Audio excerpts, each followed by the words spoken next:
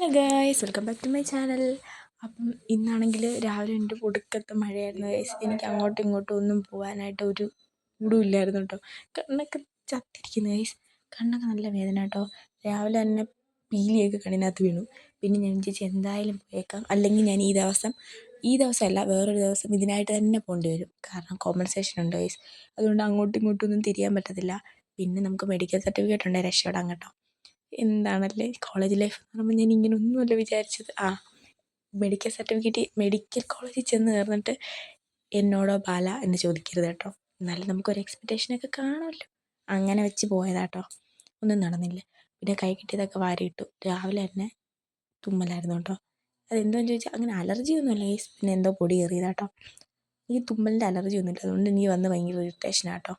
പിന്നെ താണ്ടെ കണ്ണെഴുതാമെന്ന് വിചാരിച്ചു. വാലിടണ്ടേ എന്നുള്ള കൺഫ്യൂഷനായിരുന്നു. പിന്നെ വിചാരിച്ചു ഇന്ന് പോസ്റ്റിംഗ് ഇല്ലല്ലോ, വാലിട്ടേക്കാം. ഇന്ന് പോസ്റ്റിംഗ് ഉള്ളപ്പോഴും ഞാൻ വാലൊക്കെ ഇടും കേട്ടോ. പിന്നെ ഞാൻ വിചാരിച്ചു എന്തായാലും ഇട്ടേക്കാം. പിന്നെ ഞാൻ ഇട്ടു കേട്ടോ. പിന്നെ ക്യാമറയിൽ നോക്കിയിടാമെന്ന് വിചാരിച്ചപ്പോൾ ശരിയാവില്ലെന്ന് മനസ്സിലായി.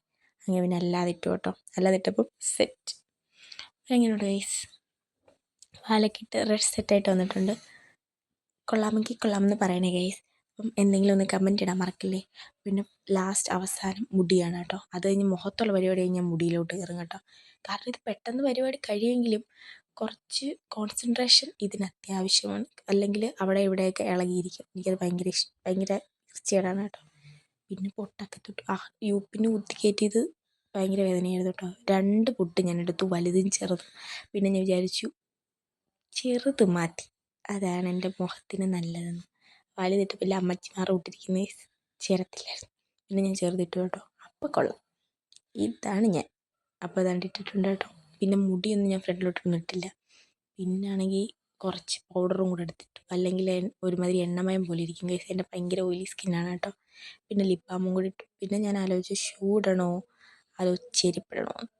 പിന്നെ വിചാരിച്ചു വെറുതെ എന്തിനാ പൈസ കൊടുക്കുന്നത്, ഷൂ ഇട്ടേക്കാന്ന്. പിന്നെ മഴയാണ്, ചെരുപ്പിടാം.